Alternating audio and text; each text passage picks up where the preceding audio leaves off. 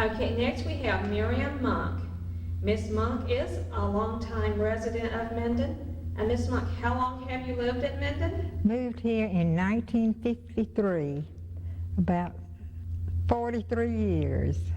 Okay, I know you want to talk to us about your home and when you bought it and what you've done to it. So if you'll go ahead and do that first, then we'll talk about some other things. All right. As I said, we moved here in 53. One of the first things that I did was started looking for a big old home. I had always, even when I was a little girl and played house, I always had a big two-story home. And my husband was an insurance adjuster, and every home I would find, he would say, no, I know that basement, or no, I know that attic. And finally, this home came up. It was the Llewellyn home at the time, and we had to make a bid on the home. And I can remember we were at the dinette table having dinner one night, and the phone rang, and someone said that our bid had been accepted. So I finally got my old home. We did not do anything to it at first, moved right into the home. This home, we think, was started about 100 years ago. It was started about in 1896. Tom Creighton lived across the street, and he told me a lot of the history of the house, and so did Mr. Baker, who also lived on East and West. And they think that it was started before 1900 by John W. McDonald. Mr. McDonald was an old bachelor, but loved to entertain. And he had a sister who lived in New York, and he would ask the sister to come down and be hostess with him. That time when people visited, they visited for weeks at a time because traveling was very difficult then. John McDonald was president of the Bank of Webster in about 1916. He died in 1922. The next family that bought the home was the Bridges family. He had 3 or 4 boys and 1 girl. And they told the story about Jack Bridges and one of the others. In one of the upstairs bedrooms, there were 2 double beds, and they would bounce from one bed to the other. And one day, Jack went out the window, hit a concrete step at the on outside, and had a concussion. Was in the hospital for days. Well, my children begged me to put 2 beds in that bedroom. They thought that would be so much fun. After the Bridges, the Llewellyns, J.B. Llewellyn, bought the home. And after both of their deaths, Naomi Llewellyn, their only daughter, owned the home. About 5 years before we bought the home, it was for sale, but at that time we felt like we couldn't buy it. And we moved in 1966. As I said, at first did very, very little work, just moved right in and lived in it. It's a wonderful home to raise children in. It has a complete basement and a first floor and a second floor, and then it has a complete attic. There are over 8,000 square feet in the house. I guess the most interesting thing is the curly pine in the home. All of the woodwork, all of the big, I have 3 pair of big sliding doors, paneling in the living room, except it was called a parlor, and in the dining room, and this is all from the curly pine. And I had thought, well, if people think curly pine is so special, why don't they put curly pine in all the homes? And someone finally explained to me it's the way the lumber is cut. And you use the center board only, and all the other material in that tree is wasted.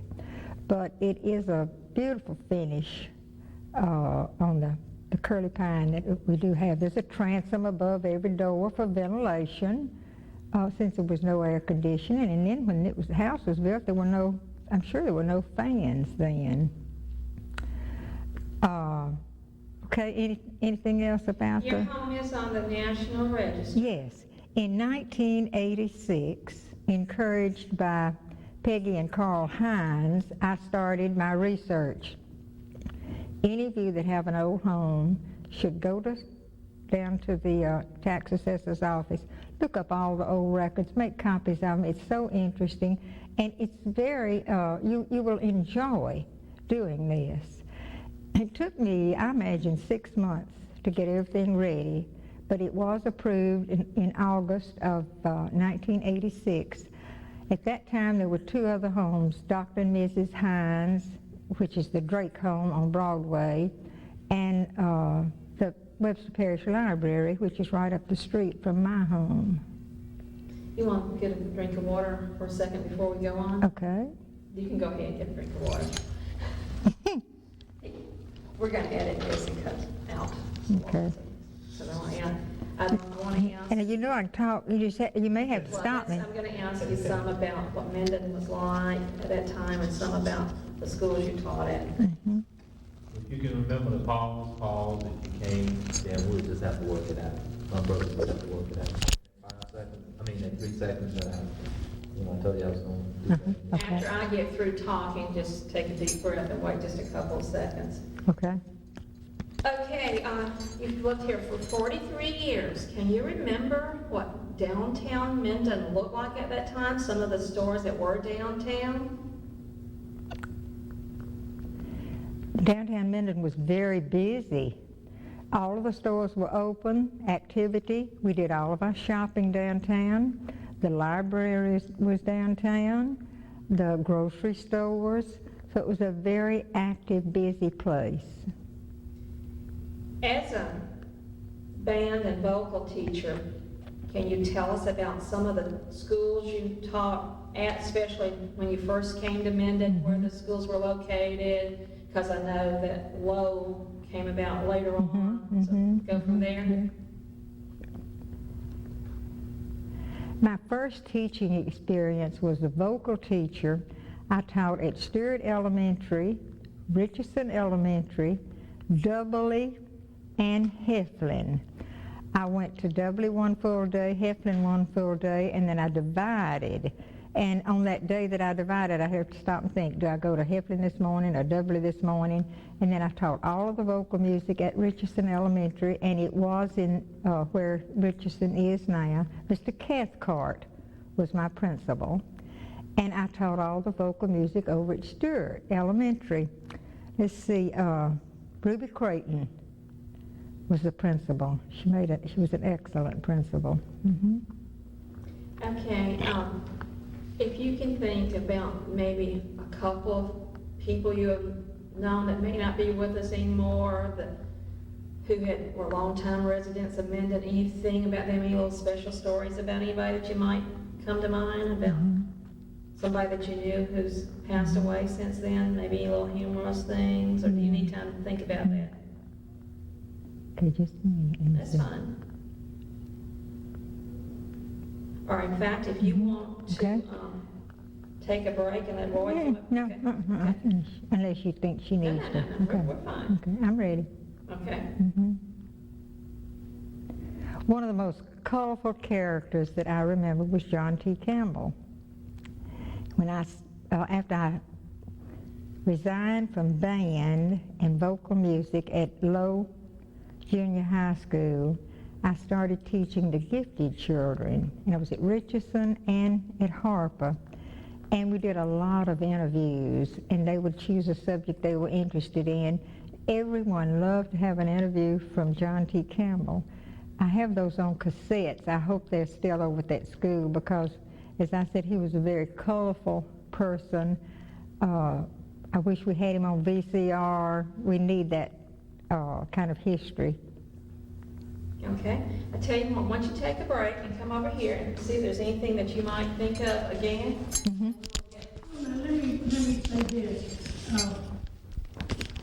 I had thought that I would talk about my house, but since, We're going to edit this and go get some more interviews if we have to go to people's houses. Okay. Next we have Mrs. Roy Inabnett, another longtime resident of Minden. Roy, would you like to tell us when you came to Minden and how? well, yes, I was born in Minden, in the house in which I now live. I live at 416 Broadway, which is behind the courthouse. I want to talk about my house today, since this is Preservation Week, and my house has recently been nominated to be placed on the National Register of Historic Places. The house was built in 1840 by William Hardy. William Hardy was one of the pioneers who came through this new territory during the 1830s and 40s, heading west. He stayed in Minden. He married a Minden girl, Jeanette Kinnan, and built the house. He bought lot 72 on the original parallelogram in 1840. Built his house. In 1855, he bought lot 73, and the deed reads, lot 73 adjoining the house on which he now lives. He and Jeanette had several children, but they were not in Minden when I have any recollection of them at all. I never knew any of the children. And both he and his wife died, and they are buried in the old Minden Cemetery back in the southern part under that big old oak tree. My father bought the house in 1895. At this time, he was married to his first wife, Edna, and I believe he was a watchmaker at this time. My father was a remarkable man. His name, Joe Miller. His people, his grandfather, came to Webster Parish in 1836, but they did not live in Minden. They lived about 6 miles out on the Homer Road. And when my father was born, his father and mother were living in Minden. But as a matter of fact, he was born in Overton because his father was a clerk for Drake and Company and was down at Overton during the period when the water was high and the North Cheat was navigable, and he happened to be born in Overton. He never claimed that, though he always said Minden. I believe I mentioned that he was born in 1859. He had very little formal education, probably 5 or 6 years in a one-room school, but he was interested in learning and learned all his life and had no hesitance about seeking knowledge on whatever interested him. When he roamed around the country west, mostly in Texas, I think, before he decided on a vacation. At one time he traveled with a photographer, but during this period he finally decided to be what he called a watchmaker and served an apprenticeship in Austin, Texas, and came back to Minden to live and opened a shop on the corner of Main and Union, where I believe at that time his father owned that building. It's been in the family a long time. Well, he decided that being a watchmaker was confining and he needed an open air hobby. So he decided he would raise fine Jersey cattle and try to produce a cow that had an even temperament and produced quantities of good fat milk. So he went to the University of Mississippi and took a short course, I guess in animal husbandry. Anyhow, he went to learn something about cows, and he said he came home, he rode home in the baggage car with the fine cow he'd bought to be sure that she preserved her sweet temper. And also he told me that he demonstrated what an even temper she had when he milked her in the middle of Main Street, to the amazement of everybody. Well, as I said, he was a remarkable man, and he went into this business of cattle raising in a very, I suppose, a scientific way. The barn was built to preserve every phase of sanitation. The stalls where the cows were milked was boarded, had a board bottom, a trench where they washed everything off with a hose before the cows were milked. The milkers wore uniforms, and he had quantities of milk. He and his wife weighed the milk and registered all the butter fat, and so that he had records on them. Well, he gave this up, and I'll tell you why. One day, he went walking with his wife in the afternoon, and before he could get back home, he could hear the cows bellowing, loud noises. And when he got home, both the milkers were absent, drunk or sick or something. Anyhow, he had to milk all the cows, vowed and declared his little finger was crooked from that day forward until he died. But he soon got rid of the cows and took up hunting in a more serious way, I guess. Well, then let's stop just a second and give you something to drink. I forgot to explain that in order to take care of these cows, he bought the land behind the house, small quantities at a time, I think, until he owned property as far as the overhead bridge on the Sibley Road, including that nice flat pasture where the L&A shops are now. He sold that land to the L&A when they came to Minden and shops. He didn't own all of the property, but he had a continuing chain of property, so that in the afternoon he would go down to the Sibley Road and stand on a bridge and watch the cattle as they came back in to the barn and check on their welfare. Well, as I said later, he sold that property to the L&A, and but while he had all this milk, what was he going to do? Everybody in town had a cow. There was no sale for milk, and he had quantities of it. So he decided to make butter and sell butter. Well, he made very fine butter, and there wasn't any sale for butter either. So he started shipping it to New Orleans to Solaris. He had a wooden box built, lined with zinc so it could be iced, and he shipped it to Solaris, you know, that grocery store that we all love in New Orleans. And so he sent them 2 or 3 batches free and said, now, all I'm asking of you is that you give this butter to your customers who can afford to buy good butter. Well, they bought all he could furnish, so he didn't have any trouble with that. But then he still had skim milk. What was he going to do with the skim milk? So he started raising hogs. Well, he built a 2-story pen. He had hogs on 2 levels, and so that the hogs on the top level slopped over, fell to the bottom, so they used all of the milk, and he raised his pigs so that they were ready for the early market and sold them in St. Louis. He was really an unusual person and went after many things in that same way. He didn't really farm except to raise some corn, and he told me one time he was showing off. He had his workmen plow in unison in waves to prevent erosion on the hillside, which is what I call the pasture behind the house. Well, anyhow, he bought the house. His first wife died in childbirth. She and her infant son are buried in the old cemetery. And when my mother came to Minden to teach school as a bright young thing, graduate from Mansfield Female College, they married in 1902 and lived in the house very happily. They had a son, and then later they had a daughter, and I am the daughter. I'm named Roy for my mother. She was the one who was supposed to be a boy.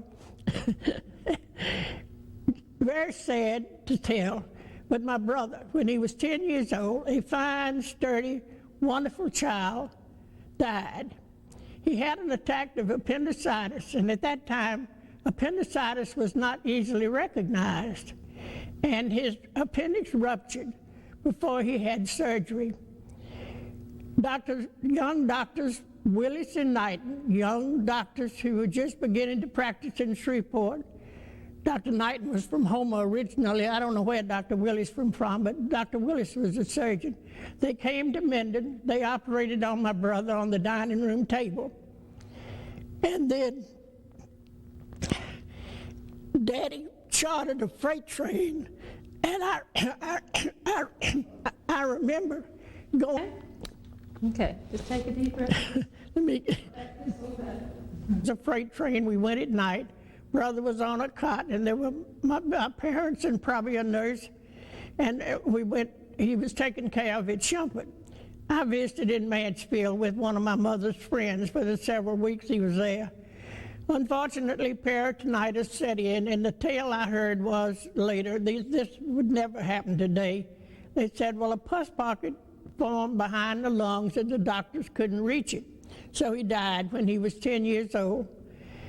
And then I grew up as an only child.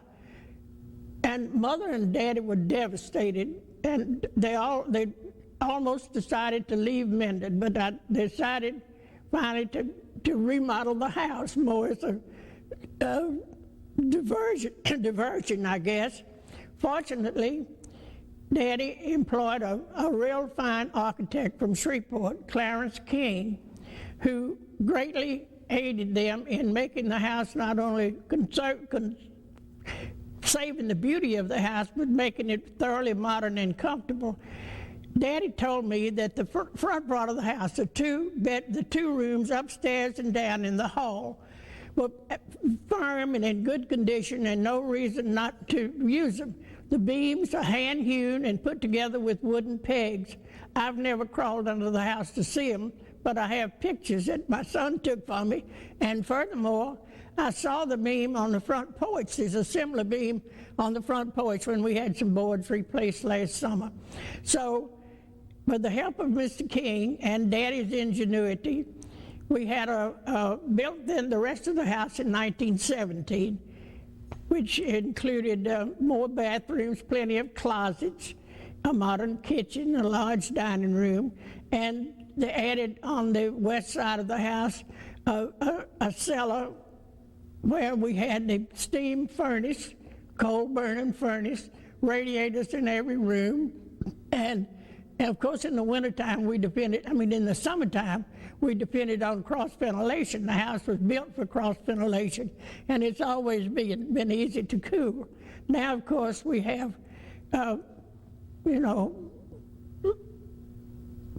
air conditioning and central air conditioning heat. Well, there are many things about the house that I can tell. I remember when we changed from gas lights to electricity. I remember when we had a privy in the backyard on the alley that runs between us and the chaff lot next door. And then the barns. I guess by this time my father was interested in a merchandise store, where they furnished the farmers, on a share basis. So the farm had a number of mules that they would bring in when the crops were laid by, and we had a second barn built for the stock, for our saddle horses, and the mules, which of course had, hay and stables for all the cows. So it was a working farm in a way, but on the other place it was never a farm that depended on the cotton crop. Now, what shall I tell next? I had a wonderful... Do you want to take a breather for a couple? Well, I was just trying to think, what did I thought of next? I had a wonderful time growing up. We had a lot of children in the neighborhood. Jack and Ernest Smith, sons of Dr. Smith, lived across the road. Go ahead and drink your water, whatever. If you want to take a breather. No, let me finish what I had in mind. Take a second, okay? And just start over about the children in the neighborhood. Okay. We had a number of children in the neighborhood. When I was growing up, we didn't have the courthouse. We had the city park. It was about 1905 or 6, I think, when the Civic Club, the women of Minden, got together and developed the undeveloped land that lay between Broadway and Main Street and made the series of parks that run through the city. It was later that the city park was given to the parish to use for the courthouse. So we had the park to play on, a wonderful fountain. We pushed each other in regularly all summer, and I don't think too much quarreling on anybody's part. As I started, with a lot of children in the neighborhood, Jack and Ernest Smith, the sons of Dr. Smith, lived across the road. Also the Wiley boys, Ben and Clarence Wiley. Ethel and Walter Hardy lived next door, and even Pauline Dickens, who lived on Union Street, came to play with us. We played in the park, and we also played in what we call the pasture that went down to Denny Street, where we have a little rivulet now. But in my day, my young days, that was a branch, and it was great for wading. We had minnows. Every summer day, we'd go down and dam it every morning. Somebody said, "What did you use?" We said mud and sticks and stuff off the sides and make a little puddle to play in.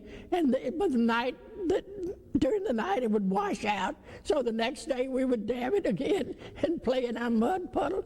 Made little windmills and played in the water. But we not only played in my pasture, we played over behind the Smith house all the way down to the bottom of that hill. We had absolute freedom. I had a pony. I rode wherever I pleased when I was old enough to do that. We rode to my music lessons. I rode on my pony. It was a wonderful life growing up, and I enjoyed it very much. I think Minden is a great place to live when you're old, too. Okay, let me ask you a question. I've asked you before, but can you tell us a little bit about where the name Jacqueline Park comes from and about that person? I certainly will. I would. Now,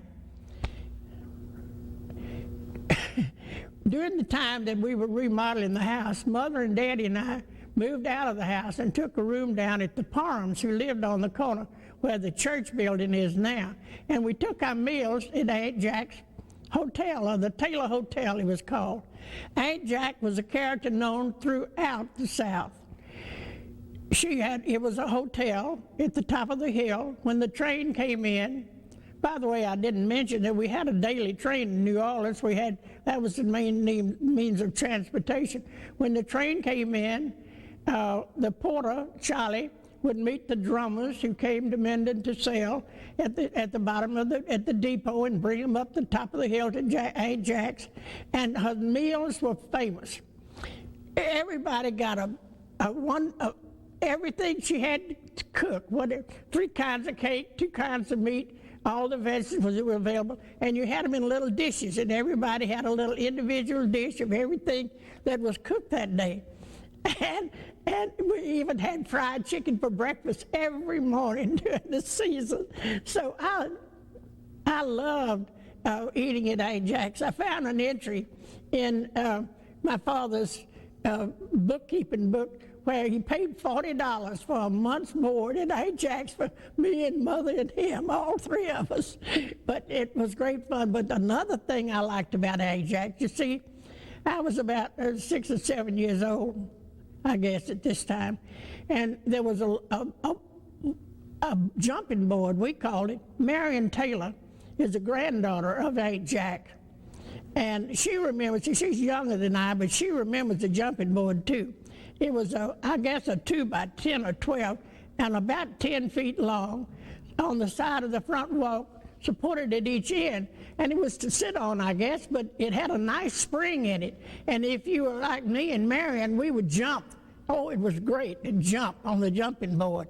But Daddy was cautious. He was afraid I was going to get sassy. He wouldn't let me talk to any of the drummers. I had to be just restrained. I was guess too friendly and too frisky. And so then when the park was built, it was named for Aunt Jack. When I was older and in college and visiting around different places, I met a number of men, parents of my friends, who knew Aunt Jack's place because they had been to Minden as visitors. That's wonderful. I have another thing I'd like for you to tell us about, because I think it's really interesting. Now people are always saying, well, why doesn't Minden start some Mardi Gras celebrations? And I understand that many years ago, Minden did have a celebration, and one that ended a little tragically. Can you tell us about that? Yes, I participated in that final performance of Mardi Gras. It had been preceded. We had a Mardi Gras celebration, I think, nearly every year. It was usually a device to raise money that the ladies put on for their civic projects. And this year, it was a performance. You see, there would be a king and a queen and a court, and then a series of performances to entertain the royal court. Well, this year, I don't remember the year. Do you remember the year? I don't remember the year, but it was in the Minden Auditorium. I guess it couldn't have been the new building. It was the old building. Anyhow, there was an entrance on a dressing room on either side of the stage. And I was in a dance, I don't remember what. I believe the dances were different seasons. And I was in a dance, and I had performed my dance, and I was on the west side of the dressing room, and the girls who were dancing were a little older than I. One of them was Eugenia Bird, who lived down the street from me, and she and I had walked up to the school together that evening before the audience came.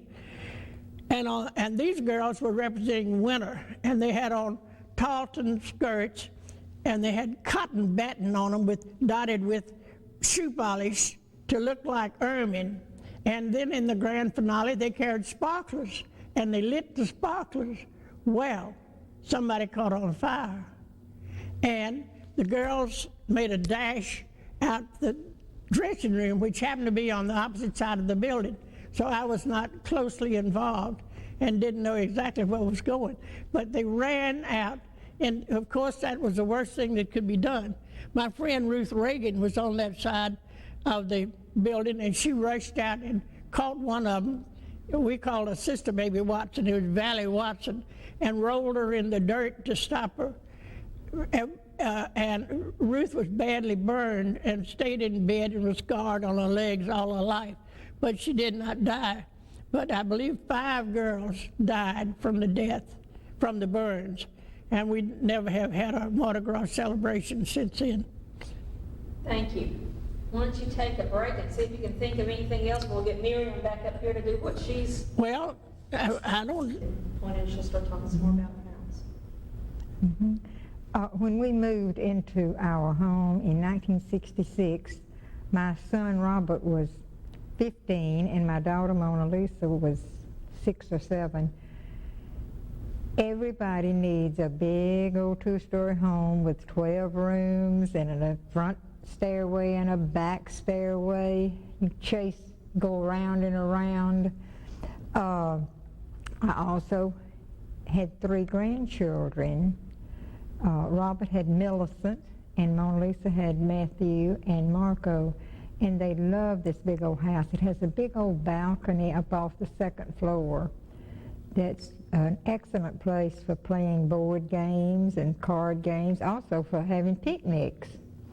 This house that Mr. McDonald built has an enormous front yard, and Academy Park was part of his front yard. You can tell from the pattern of the trees that are planted, especially when you look from the balcony, that it was all part of his lot, but he donated that to Academy Park. So we have always enjoyed having a park in our front yard. In fact, have considered it part of our front yard. Right now, we're working on Academy Park. It's been 3 years ago, Minden was privileged to have a historic association formed. After the part of the district was declared on the National Register of Historic Places, we knew that we had to have an active organization. And just yesterday, we put 2 of the old 5-light Victorian lamps in a bench in the park. Has a very Victorian look. I'm sure that there were lamp posts of this type there many, many years ago. Why don't you go ahead on this particular one, since you're telling about this, and this will be for historic value, to tell who the lamps or the bench will be dedicated to the memory of. Oh, all right. Mm-hmm.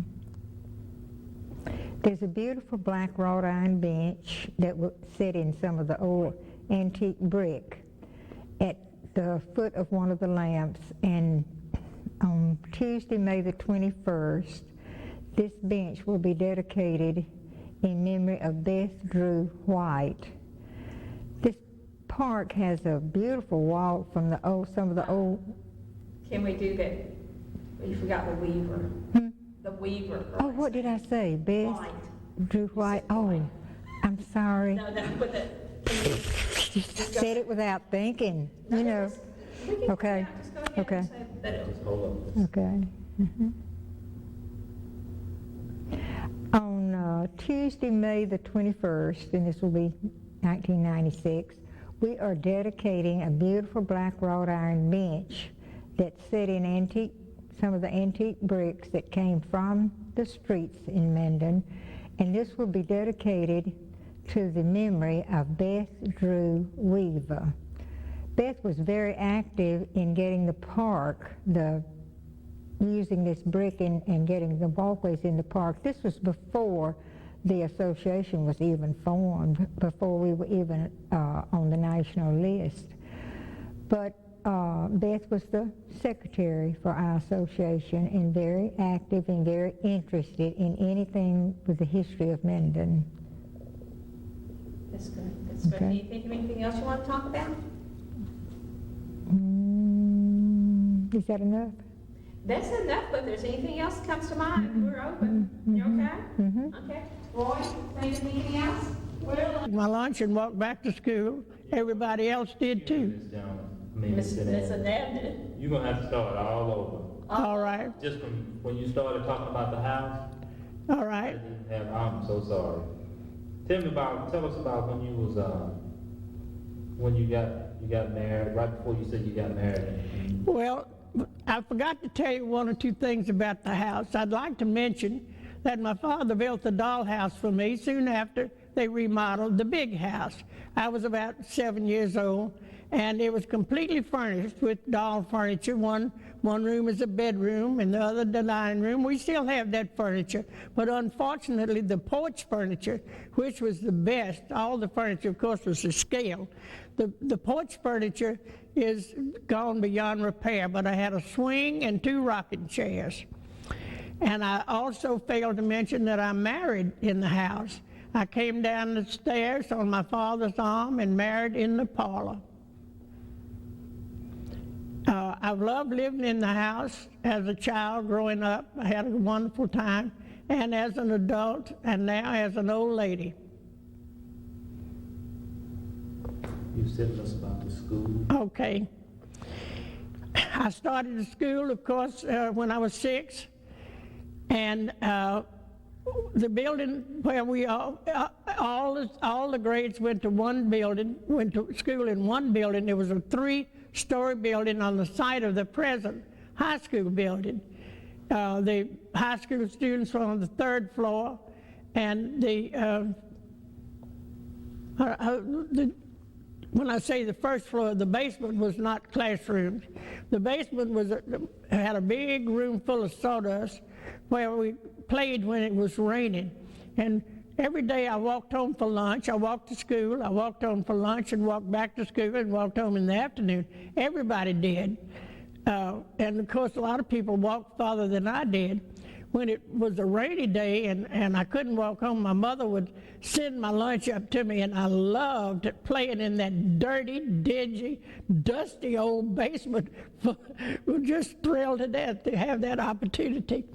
I graduated, but when I graduated from high school, we had a new building. We were the first class to attend as seniors. We attended the new high school building, which is now the old building that houses the home economic building. Mr. J.E. Harper was the principal when we went in as seniors. I don't know, they said the tale was everybody in our class graduated because they wanted us to get out of that place. But you know, there might have been a little something to that, because at the end of our junior year, the man who had been principal was not given an opportunity to serve again. He wasn't fired, they just didn't renew his contract. And he tried to stir up, I guess he did, somebody stirred up the students to protest the fact that his name was Denman, that he wasn't coming back. So when we went to school that morning, now, I don't know whether I would have had the nerve to parade or not, but I happened to be upstairs studying for the high school rally, which was going to take place in Ruston, and I was upstairs with a teacher, and I didn't get to join in. But the students marched downtown and went on a strike instead of going to school to protest because they weren't going to have their principal back.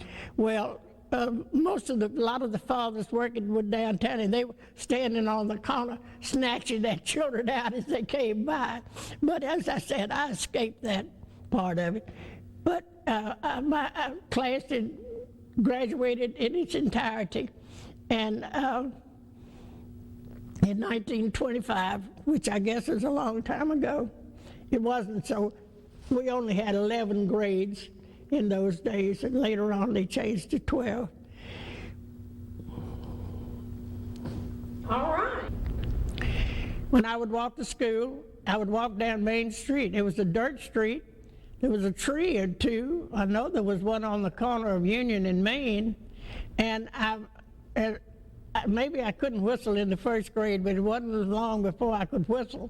And I remember Mr. Leroy Rathman, father of Miss Holland, was a clerk in the store, and he'd be standing out on front. The men stood in the front of the store when they weren't busy, and they knew everything that was going on and helped the news pass, I think, from one to another.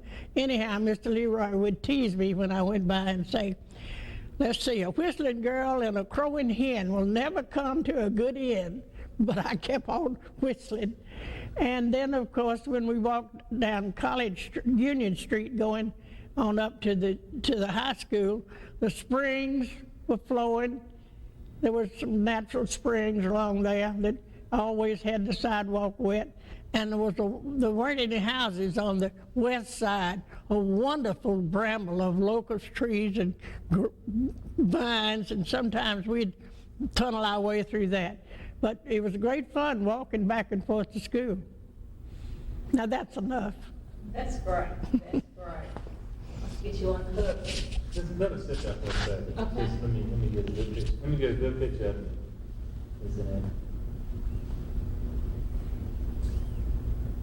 See, the only thing is got the glare on her glasses. Yeah. This is a good picture. That's the real good picture of her. She's a pretty lady, but. Got a lot of wisdom in that head.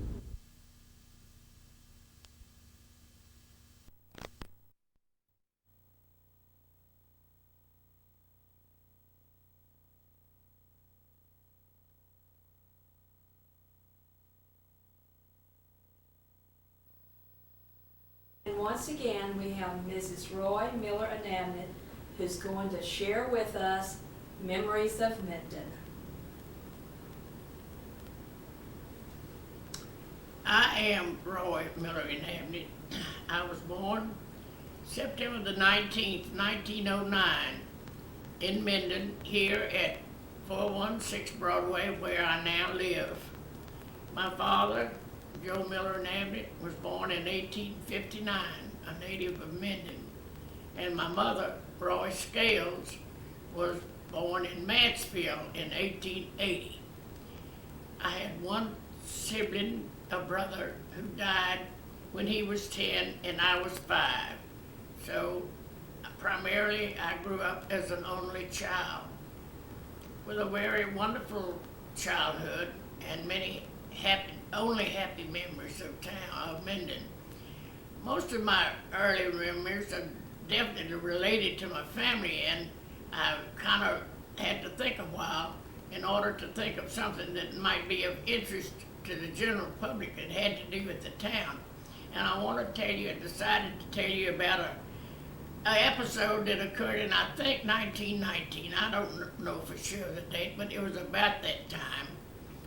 The Civic Club, one of the women's organizations that was always raising money for improvements in the city. They had laid out the parks, and they were improving the parks and other enterprises that they thought would improve the city. And they had what they called an oyster supper, a money-raising project uptown at night. It was at the upper east end of Main Street, a district that I was not familiar with at the time, and it looked so different from what it does now. I want to tell you, I'd say we'd start from about where the little coffee shop is now. No, not the one that's there now, but the one that used to be down below, just above City Drug. start about that point and go all the way up to what is later Fort's Newsstand. And the buildings on the north side were they seemed to be continuous. They had the arbor, the canopy was continuous, supported by small metal posts. It had a kind of a South Louisiana look to it. On the at the extreme end of Main Street, on the left-hand side, was the post office. It was in a regular store building, and you just opened the door and walked in, and it was a wall of post office boxes. Now, the things that I remember, I have not tried to document or find any proof for them, but I did ask Dr. Agan if he remembered that the post office was once in that area of town, and he said that it was. He told me that also Mr. Goodwill's store was in that area of town. Mr. Goodwill's store had the biggest store in the South under one roof, and I believe it was at the west end of this area I'm talking about. Now, the oysters were being served from that end, and the ladies were serving oyster stew. Apparently, the oysters came into Minden only in the afternoon. We never had any at noon. The only time we ever had oysters at our house was when Daddy brought them home after work. And he loved, on a cold, cold afternoon, and he loved oyster stew. Would bring home a carton of oysters, and we would make oyster stew. Charlie Crutzinger LeConte, who's a descendant of the Leary family that's involved in the Shadow Commemorative Park, told me that in reading over the diary that the records that Mr. Leary kept, she found a reference to the fact that oysters came during cold weather. Oysters came to Minden, packed in ice in barrels. So apparently they came in by freight. The another thing I remember so vividly from this particular occasion was the fact that the ladies also had brought desserts, and I had my first piece of chest pie, which is a delicious, rich pie, made just with butter and eggs and sugar, and it was so good. It was made by cousin Stella Miller Roberts, who was a famous cook. The town on the south side of the street, up a little towards the end, was a barber shop. The barber shop was run by a mulatto named Abner. I don't know what his last name was, but that was where I went to get my hair cuts. And I don't know who took me, because ladies didn't go to the barber shop. In fact, they walked on the other side of the street. So I don't know, maybe my nurse Fanny took me. I had a nurse named Fanny. When I was young, little, she came in the morning and stayed all day. And as I got older, by the time I got in high school, she only came in the afternoons. She stayed with me until I was 12. At that time, I was in high school. She was a fine woman, Sally Centel Anderton, Juliet, and Sally said that she and Juliet had Fanny's sister for their nurse. We played in the park in the afternoons. Fanny took me, and Molly brought my best friend Ruth Reagan down to play. Ruth Reagan lived in the big house up on the other side of Fuller's Garage, along in that area. And Molly was her nurse. Molly was a well-known character, and later on was the office help in Dr. Benton's office, and everybody in town knew Molly. But Molly would bring Ruth down to the park, and Fanny would take me, and the Elson girls would come down, and we had a wonderful time playing. It was a little girl play. We had doll houses around the tree roots and acorns and sticks, little stones and twigs and things, and had a great time. It was a great life. Now let me think. Oh yes. I want to tell you about the other end of town is not so distinct in my mind because I walked every day when I was going to school. I started to school in September when I was 6, and I walked every day down Main Street up to as far as Union, where I turned and went on up to the college, up to the high school. At the corner of Pine and Main, we had Chath's store. Chath's store was where we bought our cold drinks. Nothing was better than a cream soda. That was my favorite. With the top unopened and with a hole punched in by an ice pick, made a wonderful, wonderful drink. Next door to that was a little store called Oscar Amber's. Oscar Amber was a Jewish operation, the only Jew living in Minden. And he did not live in Minden so very long. It was said that they didn't stay places where if the town wasn't progressive or busy, and that they left. But children are so cruel. There was a little boy my age. He was in my class at school when I was 6, and mother gave a birthday party and invited all the members of the first grade. I was in the first grade. And we served ice cream and cake here in the yard. And the little Jew boy came. I don't remember his name because, unfortunately, we, as I said, children are cruel, and we called him Jew Baby.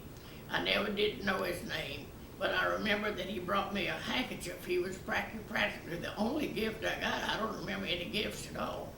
But we had a good name, a good time playing, and I hope that he did too. School was,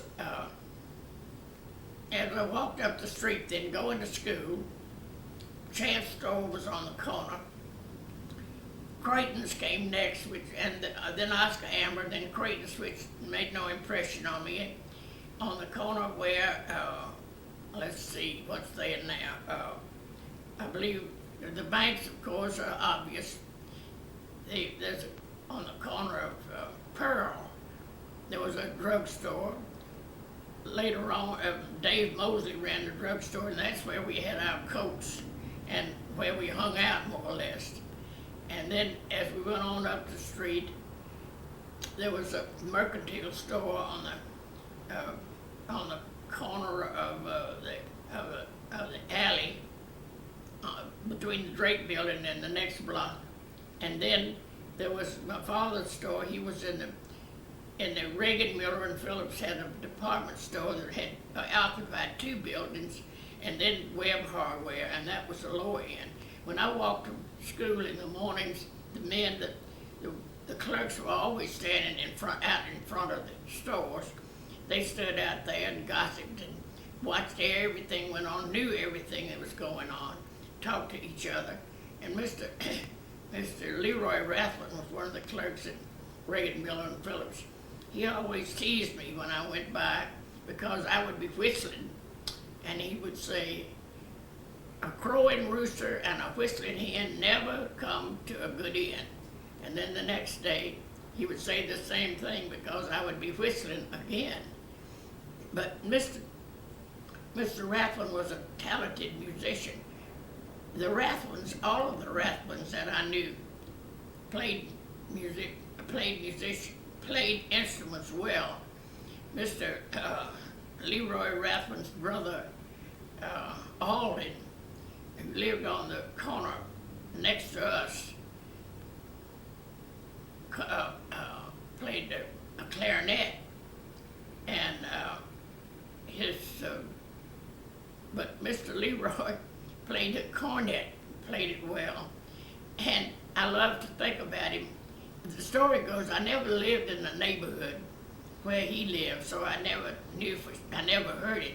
But the story went that on Christmas morning, when he got up on Christmas morning, he went out on the front porch and played Joy to the World on his cornet, which I think would be a wonderful way to wake up on Christmas morning.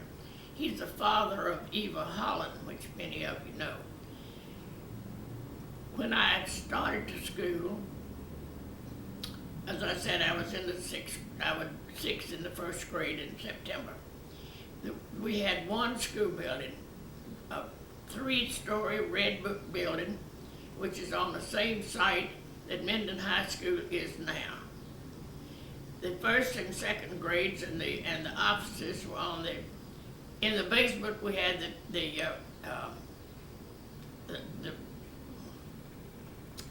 what do I want to say? The heater, the furnace, and a great big room with sawdust on the floor that was our playroom in bad weather. I loved it when it rained and I had to stay in school and have my lunch brought to me and play in that terrible dusty place. I thought it was just heaven. I loved it. And then as we went upstairs on the first floor, we had the first and second and maybe third grades in the principal's office. And as we went on up on the top floor, we had the high school classes.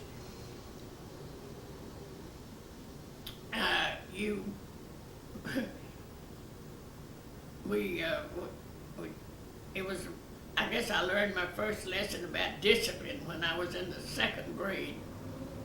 Ruth Reagan and I were sitting in a double desk. We were close friends, Ruth and I. Our fathers were partners in business, and as I said, we played together in the park. We spent the day back and forth with each other. We were sitting in a double desk and we were looking at a picture book, and we didn't want the little girl sitting behind us, who was Mary Cheney Moose, to look at our picture book. Now, Mary Cheney Moose lived in a house with her mother and her aunt, who were educated women, but they were a little different, I guess, maybe because they were educated. Ms. Moose and her sister was Miss Tompkins, Miss Tompkins. Miss Tompkins had a rental library where you could rent books like the Bobbsey Twins and Sue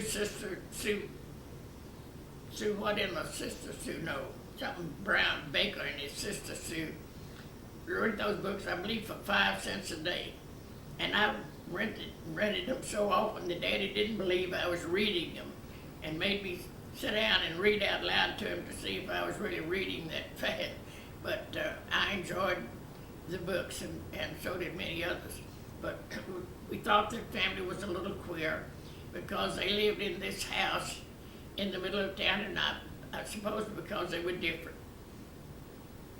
Well, the teacher didn't approve of Ruth and I being so selfish with the book, and she kept us hidden for a little while. At noon, you see, we all went home for dinner. We walked home. We thought nothing of it. We walked home for dinner and walked back to school. It probably was a mile from my house to school, but we thought nothing of that. And everybody else did the same, walked even longer distances. So she kept me in about 15 minutes that day, and I came home, oh, so indignant, and sure that my father was just going to whip her good for keeping me in school and making me late for my dinner with my family. And bless my pat, but he said, well, now, sister, that should be a lesson to you. You were bad, you broke the rules, and you got caught. And when you get caught, you have to pay the penalty. So that was my first lesson. Don't get caught. I don't know whether you consider that moral or not, but it's realistic. As we went through, now I started school then in, 19... Roy, what? you want to take a little break? You want something to drink? Yes. Just water. Yeah. Am I elaborating too much? No, you're Oh, fine. you're I just fine. know you're getting. Yeah, I know you, like a preacher, now you need some water. Going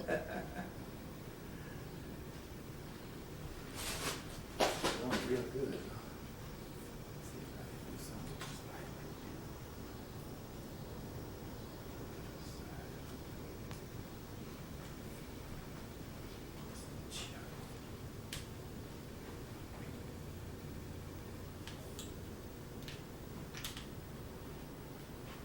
Turn this lamp off right here. We turn off it right there.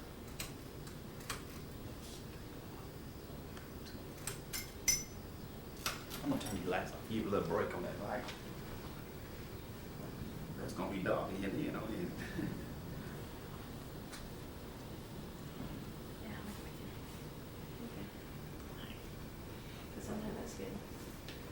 Warm on you. You okay? Are you too warm? Just take a breath. Just for a couple seconds. Looks like it's gonna start storming now. It sound bad, I fell down on it.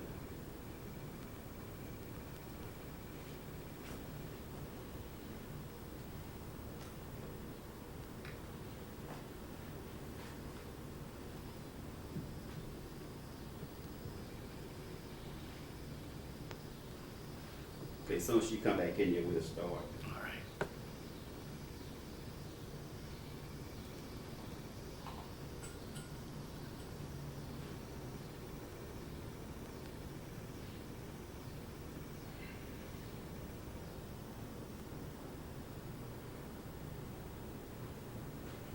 It's not like it's doing something like that. You've referred to the park a couple of times. A lot of these people don't know what you're referring to on the park. You might mention in a little bit maybe something about how the house was right across from City Park and a little bit about the park.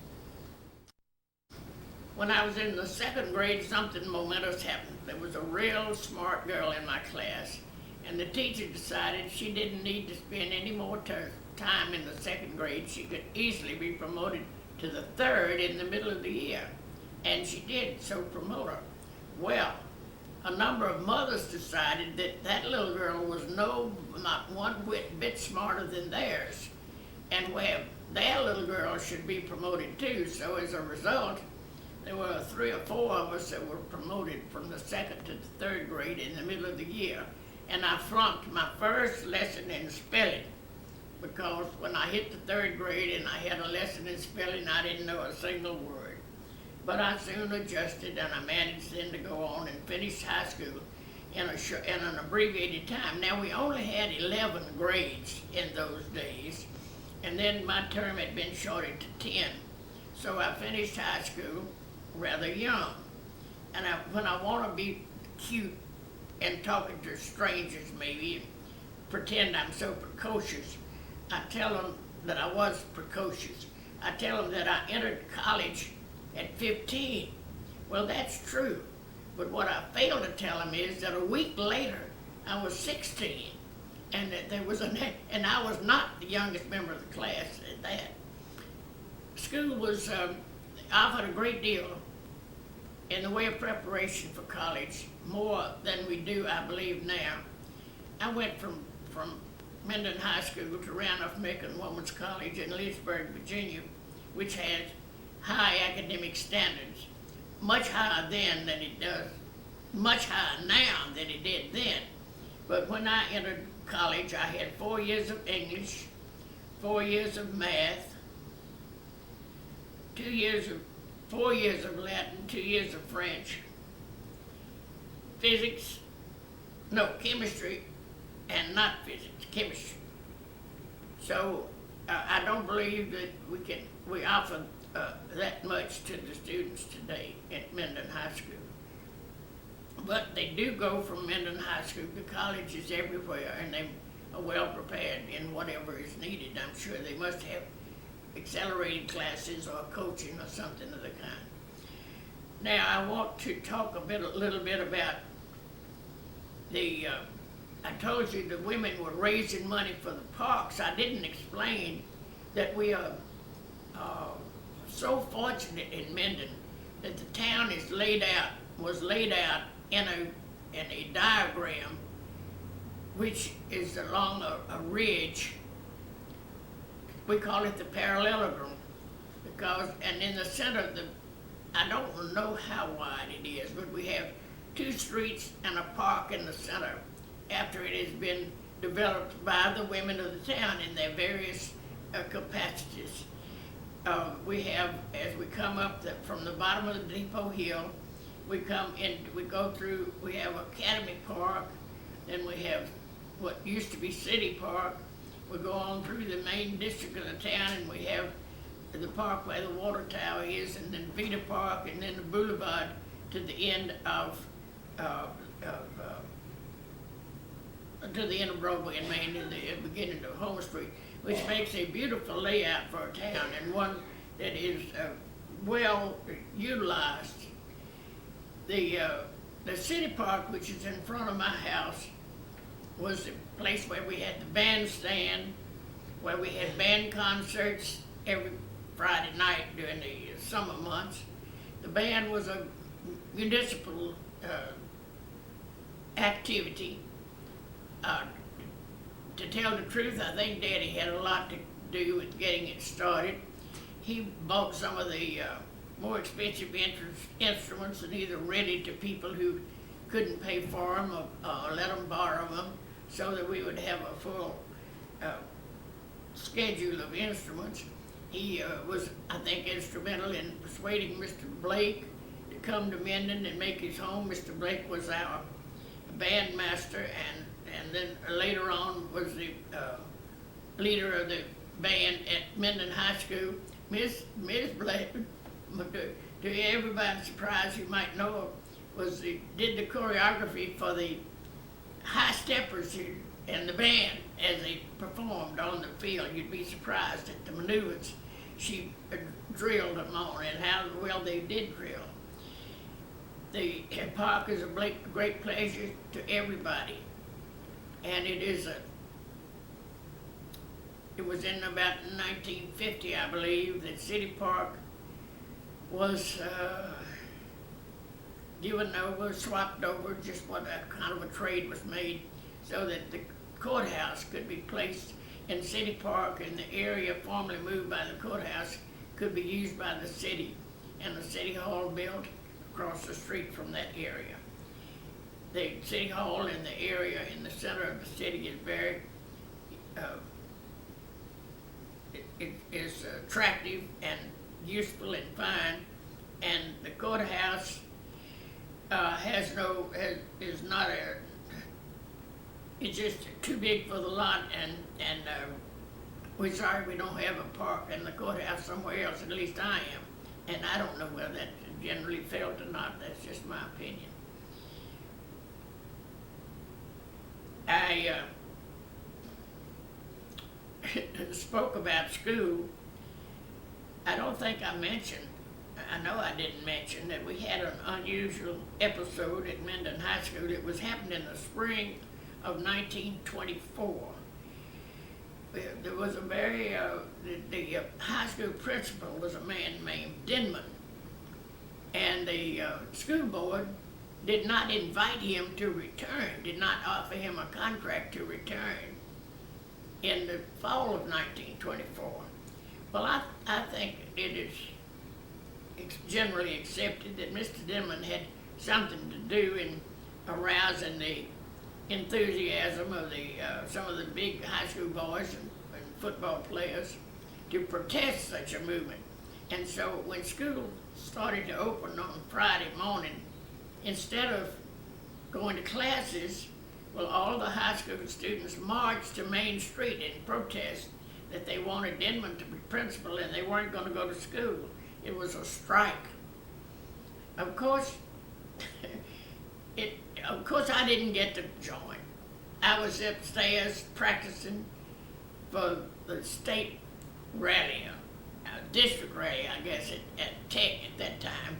I was competing in something, pronunciation, I believe, and also in math, but I didn't do well in math. I did well enough in pronunciation that I went to the state rally, but I was upstairs, and so I didn't get involved in the race, which is probably the march, which is probably just as well, because many of the parents were standing on the corner of Main and Union waiting for their children to come by and yanking them out of the line as they hit Main Street. Nothing came of the effort, and except that the next year the school board endeavored to hire the strongest disciplinarian they knew anything about, and they brought in Mr. J.E. Harper from South Louisiana, who was principal during my senior year. He immediately installed a strict demerit system. When you got so many demerits, you were called into the principal's office for a warning, and if you got many more, you were suspended and eventually expelled, I think. Anyhow, we managed to get through the year, and our class all graduated. We told each other they graduated everybody in our class because they wanted us out of there. Now that was in 1924. Before, well, I guess it was after that we had the terrible, I don't remember what year, we had the terrible fire on Mardi Gras. As I mentioned, the ladies were always raising money to provide improvements in the parks, not only City Park, but all of the parks throughout the city. Playground equipment, landscaping, various things. We have areas in the city, we have relics in the city park now, plantings that they did. We have deciduous hollies that are very large and attractive, which you very seldom see except growing wild along a hedgerow somewhere, that were a remnant of the original planting.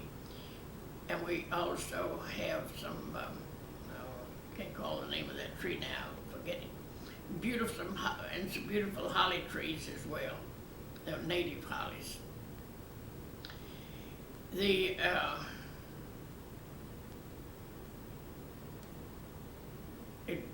Mardi Gras celebration was a money-raising device. A king and queen had been selected on a court.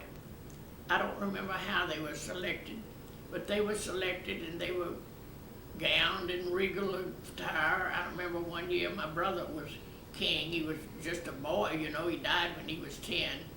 So he was just a boy, but I remember he had satin breeches and socks and hose, and the queen was similarly dressed up. So the court then would appear on in the auditorium at the high school, and there would be a series of entertainers a series of dances to entertain the court. And this particular year, the dances they had dances of the various seasons. I was I believe I must have been the summer group, because I was a daisy, I think. I had a big floppy hat around, petals around my face, and we danced kind of early in the program.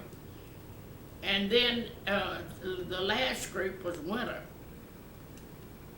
I walked up, the girls who were who were performing went to the school early before the audience came, and I walked to school that night with an older girl who lived down the street from me, a few houses, Eugenia Burt. And Eugenia was in the older group, and we walked together to school, up to the high school, and she was in the group that performed winter. Well, the winter group had on tulle skirts, polka dotted with cotton, dotted with shoe polish to pretend to be cotton.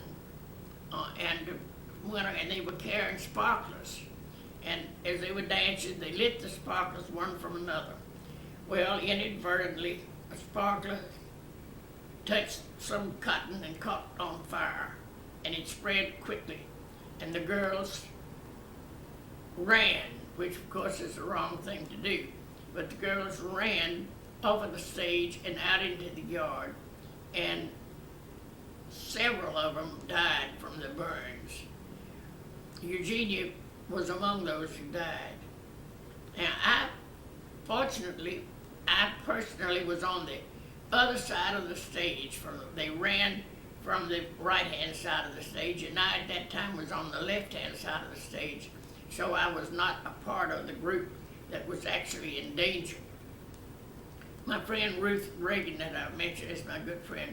Ruth chased one of the girls, Sister Baby Watson, and caught her and rolled her in the dirt to put out her fire.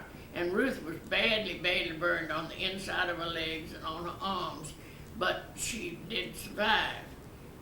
My father, and I suppose all the other parents too, rushed behind stage, frantically looking for their children to find them. And of course, I was found, and others were not. It was a very, very sad occasion, and we have not celebrated Mardi Gras in Minden since, or not until just recently we talked about celebrating it again.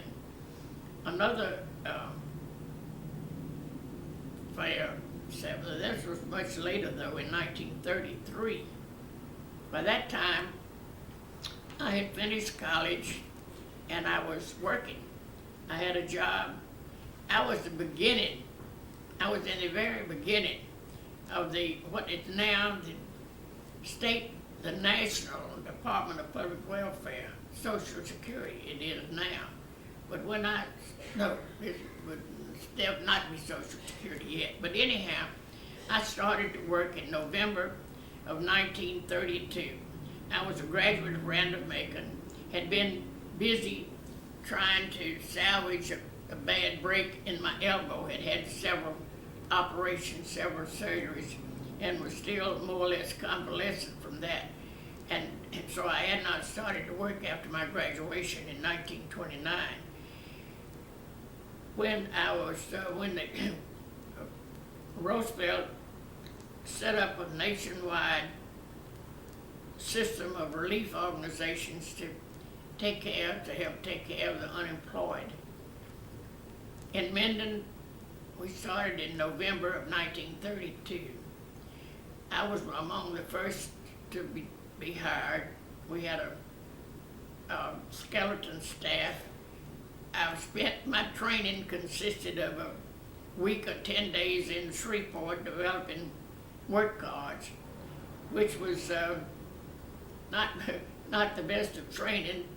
I don't know who issued the work cards, but we were asked to deliver them, and it's common knowledge, I think, that when you go into a black neighborhood, they're not going to tell you where to go unless they know who you are and what you want. And since we were strangers and they did not know we brought good tidings, it was hard to find the people to deliver the cards to. But that was what my training consisted of. And then I worked in Bienville Parish for about a week, interviewing people before we opened the office in Minden. It was called the Emergency Relief Administration, and then it was called the Federal Relief Administration, and then it was called something else. Anyhow, it eventually, many years later, it finally became the Department of Public Welfare here in Louisiana. There were no social workers in Louisiana. I say none. I don't think there were a handful. So they hired college graduates. I was hired, they said, because I was eligible to join the Association of University Women, and I'm sure that's true. Beth Kennebrew in Homer was the director over there, and we were made director in each parish. So I started out as director, and after a couple of years, I decided I wanted to stay in the profession, and I resigned and went to Tulane Graduate School of Social Welfare for a year. I mean by that 9 months, 2 semesters. And after that much, I did not have my master's. It takes 2 years of supervised field work to get your master's, and I only had 1 year of supervised field work, but I was offered a good job in Lake Charles, and I left and went to work in Lake Charles. Stayed there until I married and moved to Monroe. After I moved to Monroe, I was offered a job there as a district supervisor for the department, and I worked again for a couple of years before my husband and I moved to Ruston when I stopped to have I quit work forever to have a family. All of that has been so long ago, people just don't know anything about what it was like, I'm afraid. But that was the beginning, and it was in 1933, that we had a terrible storm here in Minden. The tornado hit on May the 1st of 1933. Well, the night it hit during the day in the early afternoon, and I was at work. We had our office was on the second floor of a building over what is now House of Gifts in that area. The entrance was a hallway down to the main street, directly next to that Hall of Gifts, and we were on the second floor. I was the director. Well, the wind started blowing through and papers were rustling, and I didn't have the faintest idea of what a storm was like and was not the least bit aware of what was going on. So I bustled around very businesslike and saying, now, get the papers down, get things down, close the windows, just like there wasn't any danger, but of course there was. I just didn't realize it. And as soon as the wind stopped blowing, I went downstairs, and Daddy came out of the store next door, and we looked down to see our house, and all of the trees had been blown down in the park. And here was our house just standing up like a steeple or something out of nowhere. And we started down to the house to see about my mother and my aunt who were here at the house. When we went by the courthouse, Tom Ford, who was a friend, worked in the assessor's office. He stuck his head out the window and said, "Go back, you fool, it's not over yet." When we came on down and found out that it had skipped, the storm had skipped this house, we had some damage. We had damage in the back. Siding was blown off and windows were blown out. And of course we were without electricity, just like everybody else in town, for a long time. But it must have just skipped over the house because everything it touched, it destroyed, and it would easily have destroyed this house, I think, if it had hit it. You see, it didn't even hit the dollhouse, it just picked over the dollhouse. Strange things happened, and the strange tales were told about it. Sam Life, who was Mr. Life ran Webb Hardware on the corner, same corner where they are now. Mr. Life had 4 sons, and Sam was at home. He was full of life and always joking and carrying on. He vowed and declared that the wind picked him up and carried him a long ways, and while he was in the air, he was blown so close to a cow that needed milking that he just milked the cow as he went along. And they told all kind of tales. But it was a sad story because a number of people were killed. And that afternoon and night, my group, we were not organized, but just happened to be my crowd, so to speak. We were acting as volunteers, going around borrowing or asking them to give, I guess. I don't think anybody expected to get it back. Blankets and mattresses to use in the armory where we had set up a makeshift hospital. Doctors and ambulances had come in from all the towns around. It was hard to get into Minden. The roads were blocked. But we went around just to people we knew and borrowed and begged supplies for them to use. And the next morning at daylight, being the parish director of the Emergency Relief Administration, or whatever our title was at that time, I got my staff organized, and we parceled off the area that was stricken by the storm and went out at daylight to take a census of where everybody was, who had lived there, and the damage to the house. There was a lot of damage. The Red Cross sent in their permanent staff to take care of the appeals. A lot of them and a lot of young men came in. I said, at least we had some positive effects from the storm because Maurice Benton and I, who were young and dating, we started dating these young men, and they took us out every night.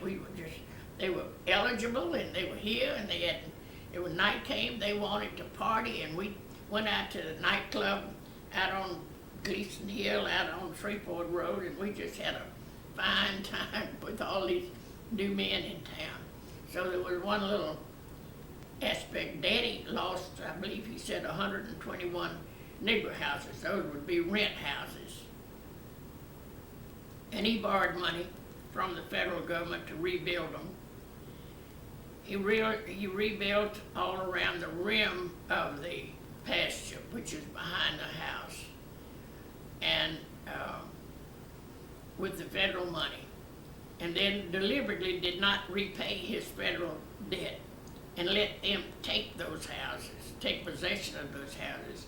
And he kept the money and used it to, together with his credit, to build on the pasture slope behind our house what later was known as the Miller Quarters, which was up-to-date low-rent housing, I guess. In those days, they had toilets, inside toilets, and running water and gas and streets and all the amenities. But I've skipped something in here somewhere, and I can't remember now what it is. Anyhow,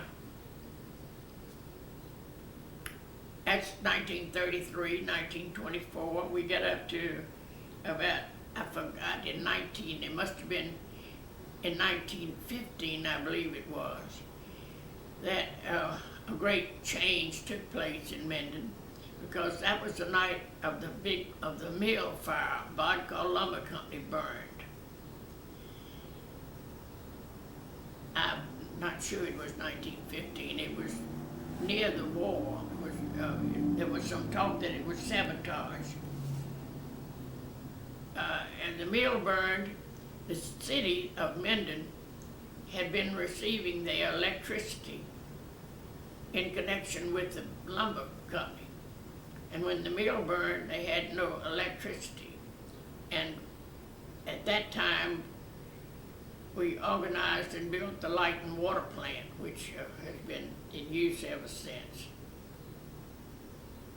I need a break. That's fine, let's see if it's good. Don't you maybe can you cut the lights off of it? Well, I'm talking about the extreme eastern end of the main street. I want to tell you about, there must have been a hardware store of some kind in there near the barber shop. And in the window hanging, on the wall hanging up in the shop, was a sled, a real honest-to-goodness sled. Well, I wanted that sled worse than anything I'd ever seen in my life. And of course, I persuaded my father to buy it for me. I don't think it was too hard to persuade him. But the first time we had a real hard freeze, the yard man dragged me all over the front yard on my sled, and I thought that was heaven. But before the year was out, we had a heavy snow, and we took the sled into the back pasture where we had a wonderful slope, and we could slide down the slope, and Mother slid down the slope. She said it made her head swim, but she slid anyway, and we had a wonderful time. When I married and moved to Ruston, I took the sled with me, and we had a heavy snow while they were still young enough to enjoy it, and we took it across the street. We lived out on Highway 80, and the neighbors criticized me severely for letting Sally go along with these big boys and play on the sled, but I let her go and it didn't hurt her a bit.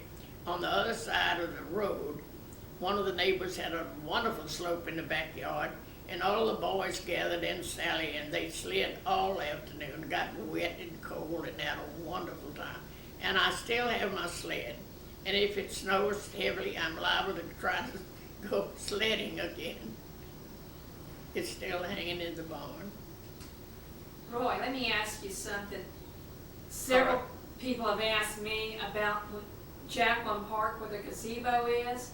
They asked me for whom Jacqueline Park was named. Can you elaborate on that for us? Oh, yes, indeed, and with pleasure.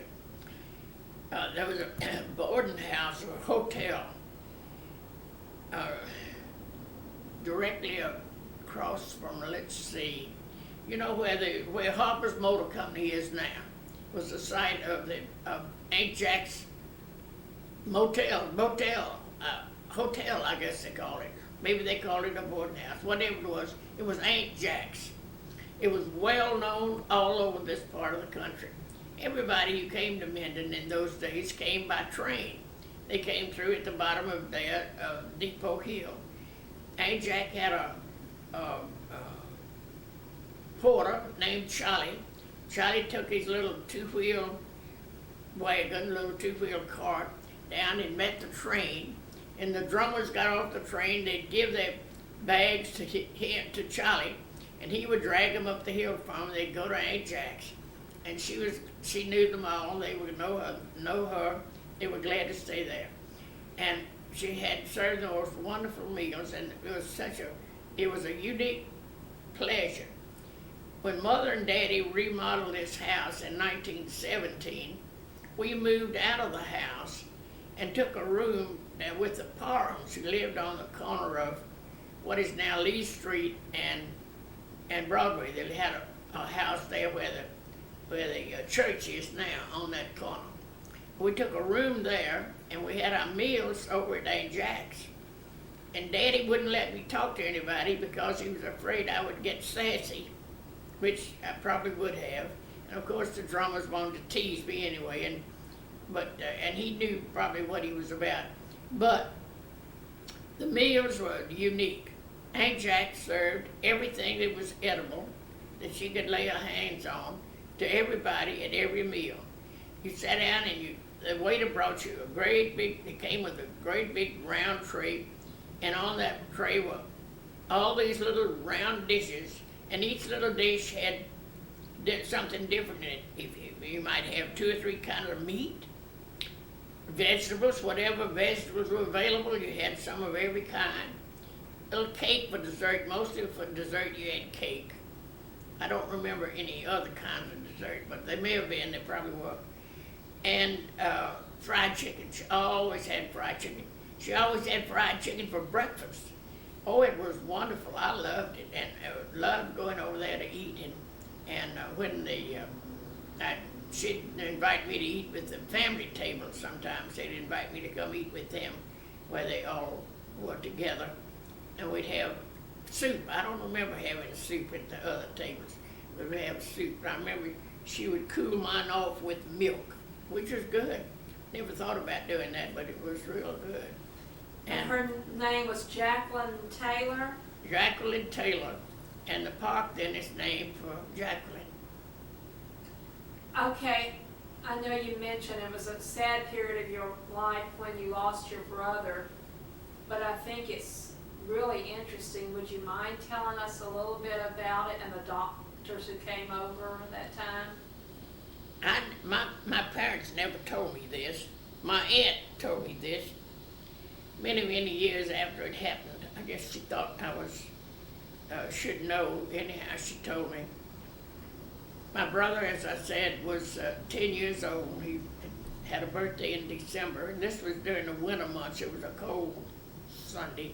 He complained of stomach ache, and Mother and Daddy thought he didn't want to go to Sunday school, and they didn't pay too much attention to him. And finally, they had to call the doctor, but appendicitis was not easily diagnosed in those days. And there was a delay in getting the diagnosis. When the doctor finally diagnosed appendicitis, well, Daddy and Daddy called Mother's brother, who was a doctor in Shreveport. They always called on Uncle Doctor to find out what to do in medical emergencies. And he told them that there were 2 young doctors in Shreveport who could come to Minden and operate, and they would do that, and that's what needed to be done. So, of course, they got Dr. Willis, Dr. Pat Willis, and Dr. Eddie Knighton, just beginning to practice in Shreveport. They came to Minden, operated on Joe on the dining room table. Peritonitis set in, and they wanted him in Shreveport, where they could watch over him and have expert nursing. And Daddy, there was no way to get him to Shreveport. The road was almost impassable, and a ride would have been just torturous and devastating for anybody as sick as he was. Daddy chartered a freight train, and we went at night. I remember the ride. I went with the rest of the group. We had 2 cots, one for me to sleep on, one for Joe, and I don't know what else, but a group of people, Mother and Daddy, and maybe a nurse or 2. And we went, then we took us down, we got on the freight train and went to Shumpert. Shumpert was on Margaret Place where it is now, but it was the old Shumpert. And Brother stayed there until April. And finally the doctors said that the pus, there was a pus pocket behind his lungs and they could not reach it. There was nothing more they could do. Of course, none of this would have happened in today. He would never have reached this condition, and there would not have been any place they couldn't operate. But they said there was nothing more they could do. So, and Joe wanted to come home, so Daddy took the favorite nurse that he had, and they brought him home, and he died in April. He was a great big, fine, sturdy, 10-year-old boy, auburn hair, dark eyes, very much beloved, very missed. Daddy had been training him to be a man. It's amazing. Nowadays, I think of a 10-year-old little boy as just a child. But Daddy had been training Joe to be a man. He had been trained in his lifetime by his father in various ways. One of the ways his father trained him, was to carry money in his pocket. He would give him money that belonged to his father, would give him money that belonged to him, the father, and tell him to keep it for him until he called for it. And then Daddy had to carry this money in his pocket till he called for it. He couldn't spend it and he couldn't lose it. That was one way he did it. And another thing his father did was have him stack a cord of wood. It had to be just so. Had to know exactly what a cord of wood was. Well, anyhow, Daddy was training Joe. And he had him paying off. Daddy had a gravel pit down where Clements, well, not where Clements is now, down where Clements lives now. On the Sibley Road, they had a big gravel pit down there. And he would send Joe down in his pony cart. He had a wicker cart with a Shetland pony, and Lum, the yard man, to go with him. Daddy would tell terrible tales about Lum being the most efficient thief you've ever heard of in your life. I think Daddy got a kick out of how he could steal from people and get by with it. Anyhow, he took care of Joe. He went with Joe everywhere he went. They went in the pony, they took the Shetland pony and the pony cart, and they went all over the parish.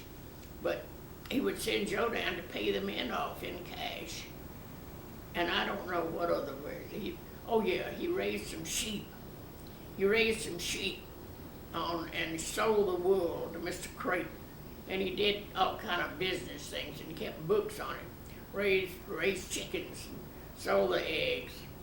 He was we were not congenial. I was not a friendly little sister. I was a pesky little sister. No fun at all. And we did not enjoy a good friendship. I admired him. I'd sit on the front porch and watch for him to come home from school. Mother and Daddy were, creative is not the word, they were just individualistic, I guess, and they did whatever they wanted to do with the children in ways of training them and clothing them. Mother was very, very warm-natured. So she never made me wear union wear all the time, and down the legs, down beneath your stockings. Lots of people had to wear them all winter long. Well, Mother was hot-natured, so she didn't make me wear that kind of underwear. But she'd order great heavy woolen socks that came up almost to the knee. And that's what I wore to keep me warm. Pleated skirts and bitty blouses, and these heavy socks. And knapsacks. Daddy, I don't know whether he had them made or what, but Joe had one, and then later on I had one. Carry our books, and we had knapsacks that we carried on our back. And I would wait on the front porch until I'd see Joe coming across the park with his knapsack coming in from school. But I was, as I said, I was really not a sweet little sister. I remember one time he was having a birthday party, and he had boys, of course, a bunch of boys. And I don't remember, I've heard Mother tell about, he wanted tubs of lemonade and all the divinity he could eat. So that's exactly what she had, tubs of lemonade and I think tubs of divinity for these boys. And they were all out in the barn. We had wonderful barns. You see, Daddy was connected with, Daddy was a part of Reagan, Miller, and Phillips. They were a firm that furnished sharecroppers, got their money when the crop was made, frequently furnished a mule. And we had a barn to accommodate a whole bunch of mules. And he had previously been in the dairy business, and we had another barn that would accommodate a whole bunch of cows, so we had wonderful barns to play in. And Joe and his friends were trying to play hide and seek in the barn, and I was waiting and telling where they were hidden. Don't you know they could have killed me? Peeping on them and just being pesky, just pesky. Let me ask you something else. I believe you said your father bought this house in 1895? My father bought this house in 1895. He was married first to Edna Morgan. Edna Morgan died in childbirth. I've been intending to look up the date, but I've forgotten. I haven't done it. She's buried in the Minden Cemetery. Edna Morgan Miller and infant son are buried out there in the old cemetery. Mother came to Minden from Mansfield. She was a graduate of Mansfield Female College. She came to teach school, pretty little thing. And Daddy was a widower, already had this house. And she came, I believe she came in the spring, I believe she came in the fall of 91, 1891. And they were, 1801. I believe she came in the fall of 1801. And they were married in the spring of 1802. 19. And Joe was born in the fall, in the winter of 1904. Just a second, okay. And Just a second. Yeah, you were saying on the tape, Roy, look at me. You were saying that they were married in 1801. 19. Can you just start, Okay, just say they were married? that mother was born as mother and Daddy were married. Mother came to Minden to teach school in the fall of 1901. In the spring of 1902, she and Daddy were married, March the 12th, 1902. And then they moved into this house. Later, they had their honeymoon by going to the World's Fair in St. Louis. Has this house always been in this exact location? No, the house was originally located in a corner up close to the street, on the far east north corner of this lot. And as I have said, that I don't know exactly when this house was built, but I know that it was built sometime before 1855, because William Hardy, who built the house, bought the lot in 1840, which is only 2 years after Minden was founded. But he bought the lot in 1840, but no one knows exactly when the house was built. It was built soon afterwards. But there is a deed on file in 1855 that says he bought the lot 73, which is adjoining the lot on which the house now stands. So the house was in the corner. And Daddy, of course, bragged and told the tale many times about how he moved the house. I figured, he said Joe was crawling, so I figured it must have been the summer of 1905. See, Joe was born in December 4. This must have been the summer of 1905. By using logs and lots of lifts, jacks, worlds of jacks. Still got them in the barn, worlds of jacks. He put these rollers under the house and would jack the house up, put it on the rollers and push it back a little bit, and then jack it up again and do it and move the rollers and jack it up again and do it. And he moved it back and then he moved it over until he got it in the present location. He moved it quite a bit, and he always bragged about how he did this without ever leaving the house and disturbing, having clean water, having water, running water, and electricity the whole time. Well, he just put a hose on the water connection and a extension line on the electricity, and so of course he had running water and electricity without any trouble. It was, that was in, as I said, in 1905, I do believe. And it was soon after that that we have pictures showing the fence they put up. And then I have a picture of Mother in a complete riding habit, side saddle, sitting in the front of the house, in the front gate, with the park behind her, and the park is unfinished. So I don't know what the date of that is, but I figure it's about 1903 or so, because, well, the way I figured it out, Mother married in 1902. She had no opportunity to be a horsewoman before she married. They didn't have horses to ride.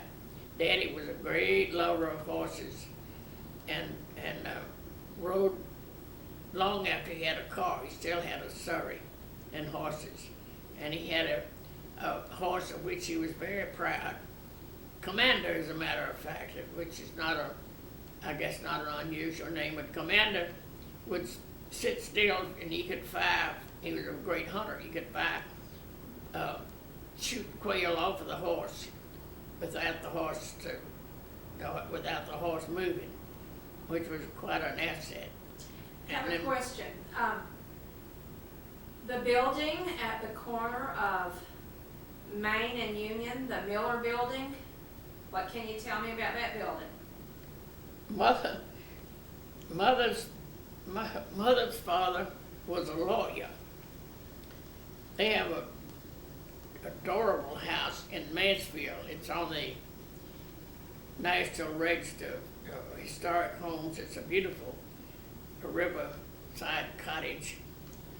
And Mother's the story was always told that Grandfather Scales signed a note for somebody, and then Grandfather Scales died rather young. He had pneumonia and died rather young without making any plans for the future. And then after he died, this man defaulted on his note, and they lost the house as a result. So the house did not stay in their possession. When I say they, I mean Grandmother Scales and her 3 children. And they had to live, they had very little to live on. And Grandmother Scales, who was a graduate of Mansfield Female College, organized a little private school. It was Miss Scales' school for little ladies and little gentlemen. And that was the way she took care of her young people. My uncle went to school, worked his way through college and medical school, and I believe from what they say, they sold off the plantation property bit by bit to live and to help him get his education. And then it must have been in about I don't remember what, 17, maybe 1918, somewhere along in there. They had a big oil boom, and the Scales leased what remained of their plantation property in Mansfield, which was a remnant of the beginning, but they leased it for what was a big sum. And oh, it was wonderful. It was just a bonus all out of the sky, blue sky, you know. Well, my grandmother, being a devout Baptist during her husband's lifetime, she went to the Methodist church, and the children all grew up Methodist. But once he died, she immediately went back to the Baptist church. And she was so happy to have all this money. She sent her own personal missionary to China, paid for herself. And I think Mother's share, I think Daddy used much of Mother's share to build, together with what he borrowed, to build the Minden building. Now, I'm not too sure about that, but I think that's the way it happened. And he built the Minden building just in time to hit the Depression and have a hard time collecting the rent. But, of course, it is extremely well built, and he thought it would be an asset as long as it was a Minden. He was always interested in doing whatever he thought, whatever was good for Minden was good for him. I know that there were offices up above on the second floor, all sorts of Everybody offices. had an office upstairs. That was the place to be. Nobody thought a thing about walking up those steps in those days. And of course, parking was not a problem either when he built it. Later on, when Linwood and I moved here after my father died in 1952, we tried to revitalize the building. We put in an elevator, but by that time parking had become a problem, and we never were able to entice the people back that were once happy to be there. And the downstairs is always rented pretty well, but the upstairs is vacant. And as soon as I win my sweepstakes, I'm gonna rebuild it into apartments for rent. And we're keeping our fingers crossed about that. got to get a big bonus before I can do that. Well, before we close, you've told us about the Mardi Gras episode. Can you think of when you were young, about any special Christmas memories downtown? Was there anything in particular that went on in the downtown area during the Christmas holidays? The most spectacular Christmas we ever had, I think I must have come home from college, so it must have been 1928. I don't know, it would be easy to find out what year we had that big snow, but we had a heavy, heavy snow, and the town had been decorated probably by the Women's Civic Club or by the Parks Committee or somebody. They had pine trees throughout the city in the parks with multicolored lights. And then when we had this heavy snowfall and we had these lighted trees with the snow falling and the snow on the ground all the way through town, it was just spectacular. And I don't think anybody will ever forget it who ever saw it. All right, well, Ms. Inabnett, again, we thank you very, very much for sharing your memories of Minden. Thank you. Thank you for the opportunity.